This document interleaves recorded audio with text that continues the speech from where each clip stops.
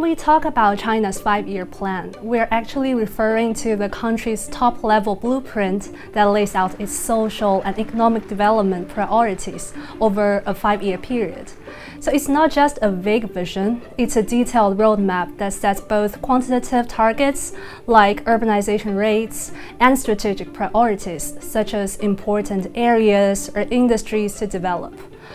For China observers, each plan is also a snapshot of how the Chinese leadership assesses the domestic and global environment ahead and how China wants to position itself for the next stage of growth. Beyond the 5-year horizon, Beijing has also set longer-term goals such as becoming a moderately developed economy by 2035, which is generally understood to mean doubling the per capita income level from 2020. From this perspective, the 5-year plans serve as stepping stones to help keep the country on track towards its long-term visions. And I think Beijing is also proud of this approach, as it calls it a unique political advantage, since it helps ensure the policy consistency for the country.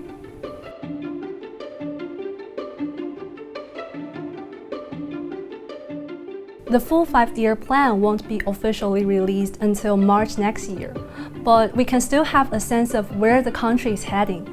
Right after the fourth plenum, where the top leadership discussed the plan, a short communique was released.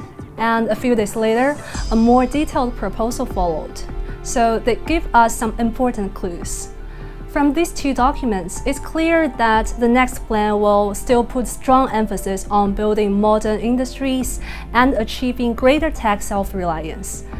They talked about keeping a reasonable share of manufacturing in the overall industrial structure.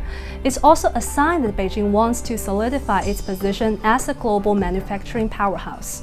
They also highlighted the need to strengthen original innovation and make breakthroughs in core technologies.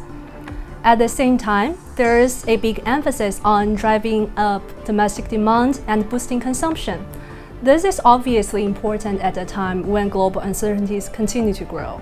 And alongside all that, other priorities such as improving social welfare and further opening up to the world are also high on the agenda.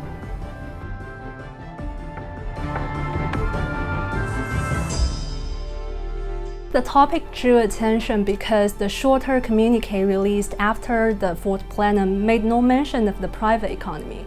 So when the more detailed proposal came out a few days later and included relevant content, it kind of eased market concerns about the private economy's position in the country over the next 5 years. One key point is the proposal's focus on implementing the private economy promotion law to make sure private businesses can enjoy fair access to resources, equal market opportunities, and stronger protection of their rights. It also called for a more sound and standardized mechanism for law enforcement involving companies. It warned against practices like unlawful cross-regional actions or profit-driven penalties that could undermine business confidence. It is an area of concern for private companies. China also needs the private sector to help drive growth amid economic slowdown. This year, there have also been several moves in this direction. They include the passage and implementation of the private economy promotion law and a high-profile meeting between President Xi Jinping and business leaders earlier this year.